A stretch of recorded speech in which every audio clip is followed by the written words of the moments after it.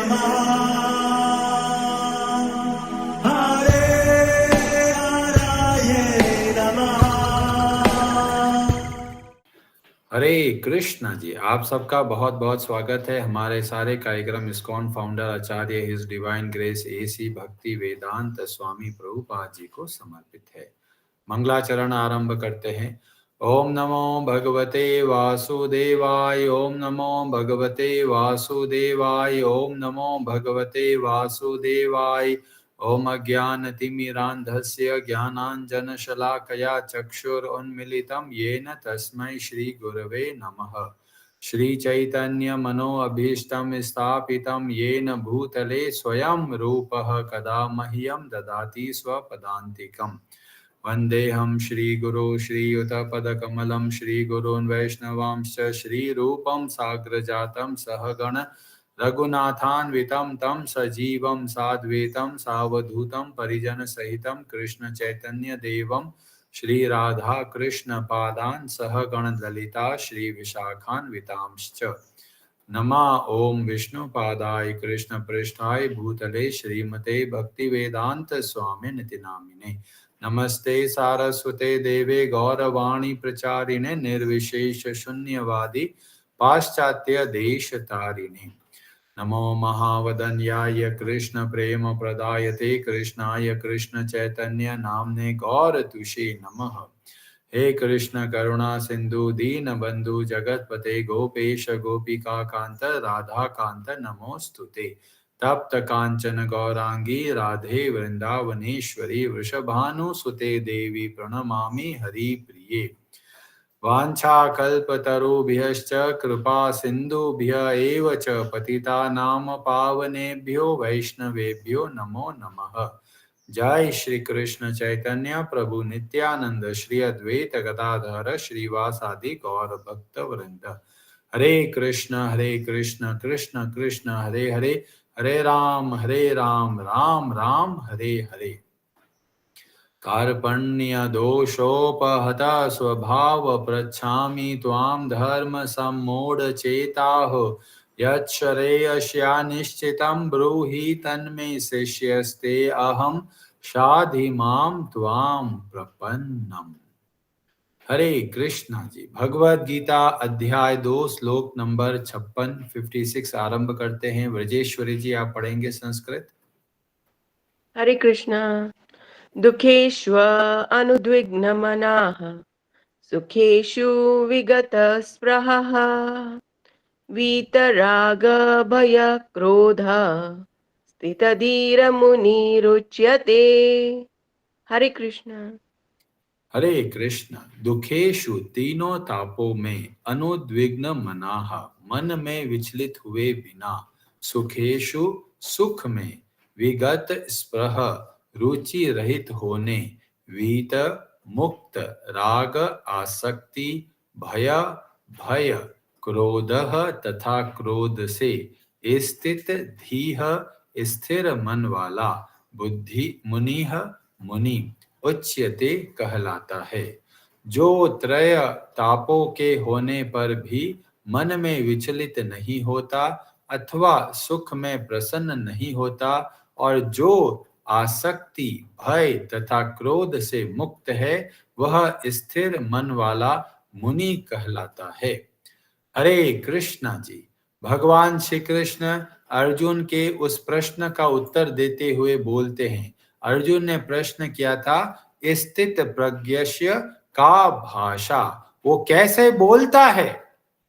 तो यहाँ पर कोई भाषा का महत्व नहीं गया, यहाँ पर बताया गया कि उसका विचार कैसे होता है, वो किस तरीके से कार्य करता है। तो यहाँ पर ये श्लोक में और अगले श्लोक में भगवान बताते हैं कि जो स्थिर प्रज्ञ व्यक्ति होते हैं उनका आचरण कैसा होता है, वो किस तरीके से कार्य करते हैं। तो बोला गया दुखेश्व अनु उद्विग्न मनाह। जीवन में जितना भी दुख मिल जाए पर वह व्यक्ति कभी भी विचलित नहीं होता। ये सबसे बड़ी समस्या है कि हम लोग थोड़ा भी दुख मिलता है हम लोग घबरा जाते हैं। हम सोचते हैं यार भगवान ने हमारे साथ ऐसा क्यों किया, हमारे साथ ही सब गलत कार्य क्यों हो रहे हैं। पर जो स्थिर प्रज्ञ व्यक्ति होता है, कितना भी बड़ा से बड़ा दुख आ जाए पर वो कभी विचलित नहीं होता, दुख में विचलित नहीं होता और सुख में भी आसक्ति नहीं रखता। इसका क्या मतलब हुआ? जीवन जब सुख में चलता है तो मन में इच्छा आती है ऐसा ही चलता रहे या फिर हमको और सुख मिले, यह भाव जो रखते हैं वही वास्तव में आगे चल के दुख पाते हैं। और इसीलिए भगवान बोल रहे हैं चाहे दुख मिले चाहे सुख मिले, दोनों ही अवस्थाओं में व्यथित नहीं होना है। और वो कब नहीं होते? जब हमारा जो उद्देश्य है सुख और दुख से ऊपर उठकर कार्य करते हैं। और इसीलिए भगवान ने बोला था योगस्थ कुरु कर्माणि, हमें योग में स्थित होके कार्य करना है। मतलब भगवान की सेवा समझकर जब हम सब कार्य करते हैं उस समय जब सुख भी मिलेगा और दुख भी मिलेगा, दोनों में ही विचलित नहीं होते। जैसे कि अगर कोई बच्चा है उसको एग्जाम के लिए जाना है तो चाहे सुख मिले, बहुत बढ़िया गाड़ी में जाके बैठने को मिल रहा, तो ये नहीं कहता मैं इस गाड़ी में बैठा रहूंगा। क्यों? क्योंकि वो पता है आगे उद्देश्य है, आगे जाके अगर को एग्जाम देना है। या फिर जब वो एग्जाम के लिए जा रहा है, रास्ते में तकलीफ हो रहा है, बरसात हो रहा है, कुछ भी हो वो रुकेगा नहीं। क्यों? क्योंकि जीवन में सुख भी मिलेगा दुख भी मिलेगा, पर वह उसका जो ध्यान है उसके उद्देश्य पर है। ऐसे ही जब हम अपना जो कार्य है एक बड़े उद्देश्य के लिए करते हैं तब हम इससे विचलित नहीं होते। कई लोग सोचते हैं अरे भगवत गीता का फायदा क्या है, आज के जमाने में ये तो बहुत पुराना ग्रंथ है, पढ़ के हमको क्या फायदा मिलेगा। इस संसार में लोग व्यथित है, दुखी है, भयभीत है, चिंता करते हैं, गुस्सा करते हैं। और यह भगवत गीता हमें एक ऐसा मार्ग बताती है जो ये सारे जो हमारे नेगेटिव इमोशंस है उससे बाहर निकालकर हमको सदैव प्रसन्न बना सकते हैं। लोगों के मन में डर होता है, भय होता है, चिंता भी होती है, गुस्सा भी करते हैं, पर उनको ये नहीं पता कि इस गुस्से से कैसे बाहर निकले या फिर इस चिंता से कैसे बाहर निकले या फिर इस डर से कैसे बाहर निकले। और भगवान हमारे लिए बहुत बड़ा एक मार्ग बताते हैं, हमको सदैव भगवान प्रसन्न देखना चाहते हैं। और इसीलिए उन्होंने भगवत गीता जैसा अद्भुत ग्रंथ को हमको दिया ताकि हम अपने जीवन को सुधार सके, जीवन में सदैव प्रसन्न रह सके। नहीं तो थोड़ा थोड़ा दुख मिलता है लोग घबरा जाते हैं। थोड़ा भी दुख मिला सबसे पहले जो चीज बंद होती है वह है भगवान की भक्ति। लोग भगवान को सबसे पहले भूलते हैं या फिर सबसे पहले भगवान को ही दोष देते हैं। पर वास्तव में इस श्लोक से पता चलता है कि ऐसा स्थिर प्रज्ञ व्यक्ति वास्तव में कैसे कार्य करता है। तो अर्जुन ने जब प्रश्न किया कि क्या भाषा बोलता है, तो भगवान बोलते हैं तो मौन ही होता है। अरे यहाँ तो कोई मौन का शब्द प्रयोग नहीं किया। मौन का मतलब है जब परिस्थितियां विपरीत आ जाए तो भी मन विचलित नहीं होता, तो इसको बोला गया मौन। कई लोग सोचते हैं कि भाई ये तो मौनी बाबा है, बोलते नहीं है। वो कोई बड़ी सिद्धांत नहीं है। वास्तव में जिसका मन शांत है वही वास्तव में मौनी कहलाता है। 17वें अध्याय के 16वें श्लोक में मन का तप के बारे में बताते हुए भगवान बोलते हैं मनः प्रसादः सौम्यत्वम मौनम आत्म विनिग्रह। तो मन का एक लक्षण है, तप है क्या? उसका मौन रहना। नहीं तो क्या होता है, मन बहुत विचलित रहता है, भागता रहता है, पूरी दुनिया की सब बातें सोच लेता है। तो जो स्थिर प्रज्ञ होते हैं उनका मन स्थिर होता है, जिसको बोला गया मौनी। तो मन से स्थिर बनना है। कई लोग सोचते हैं भाई आज के दिन तो हम तो मौन व्रत रखेंगे, कुछ बोलेंगे ही नहीं। वो कोई मौन का व्रत नहीं है। मौन का व्रत का मतलब होता है मन कितना स्थिर रहता है। जब भगवान ने वाणी का तप बोला तो वहां पर मौन शब्द का प्रयोग करा ही नहीं, पर जब मन के बारे में बोला तब मौन शब्द का प्रयोग किया। तो वास्तव में जो स्थिर प्रज्ञ होते हैं वो वास्तव में बताया गया कि उनके मन में किसी तरह का भय नहीं होता। कई लोग सोचते हैं अरे इससे बाहर निकलना तो बहुत मुश्किल है, डर तो लगता ही है जी, कोई ना कोई सी चीज को लेकर, भविष्य की घटना को लेकर बच्चे लोग बहुत डरते हैं। अरे एग्जाम में पास नहीं हुए तो क्या करेंगे, जो नौकरी करते हैं उनको डर लगता है, अरे नौकरी चली गई तो क्या होगा, जो गवर्नमेंट सर्विस में उनको डर लगता है, अरे कहीं ट्रांसफर गलत जगह पे कर दिया तो क्या होगा, या फिर हमारा पेंशन नहीं आया तो क्या होगा। सबको किसी न किसी बात को लेकर चिंता, भय रहता है।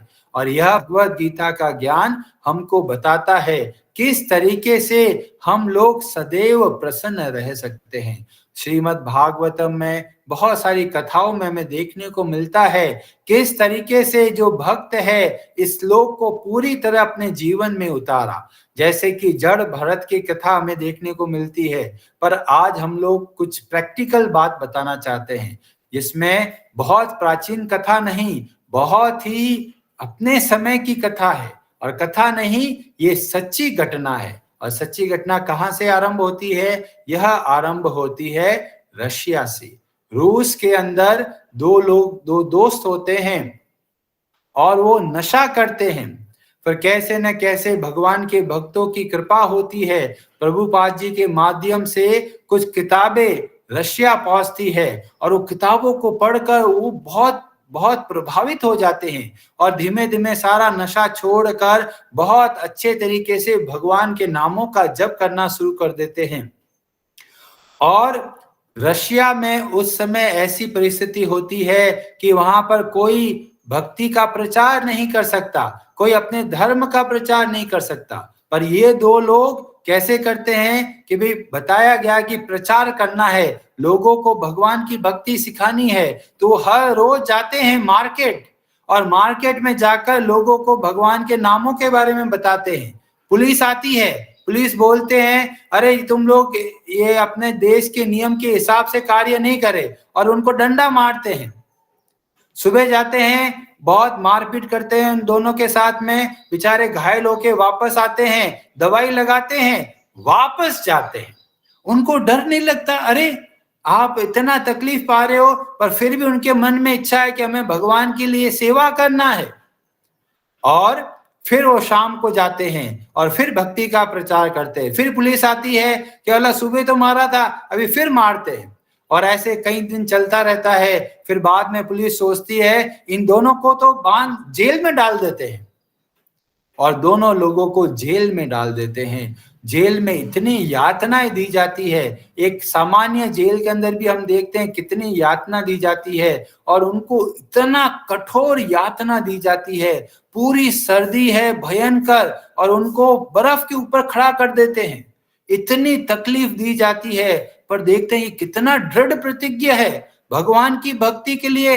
हम लोग थोड़ा भी दुख आता है तो घबरा के भक्ति छोड़ देते हैं, और हम जब इन लोगों को देखते हैं इतना जीवन में कष्ट दिया जा रहा है। क्यों कष्ट दिया जा रहा है? कि आप भगवान की भक्ति कर रहे हो, इसीलिए कष्ट दिया जा रहा है। वो बोले भगवान की भक्ति छोड़ दो, तुम्हें जेल से बाहर निकाल देंगे। पर वो लोग ऐसे हो गए कि कुछ भी हो जाए भगवान की भक्ति नहीं छोड़ना है। हमने सतयुग में प्रहलाद महाराज के बारे में सुना, इतनी यातना दी गई फिर भी भगवान की भक्ति नहीं छोड़ी, और भगवान की भक्ति दृढ़ हुई। और एक हम लोग इस समय देखते हैं रशिया में ऐसा हुआ कि इतनी यातना देने के बाद भी वो सदैव भगवान की भक्ति के लिए प्रयास करते रहे। उनके हाथ पांव बांध दिए तो भी जप करते थे। बोला गया कि भाई मांस खाना है, मांस नहीं खाया, कि भाई कम से कम 2 साल केवल ब्रेड और थोड़ा सा नमक लगा के खाया। बहुत कठोर यातना दी गई। उनके हाथ पांव, उनको दरवाजों के बीच में हाथ डाल के और दरवाजे बंद कर दिए, उंगलियां तोड़ दी गई। इतनी यातना देने के बाद भी उनके मन में थोड़ा भी भय नहीं।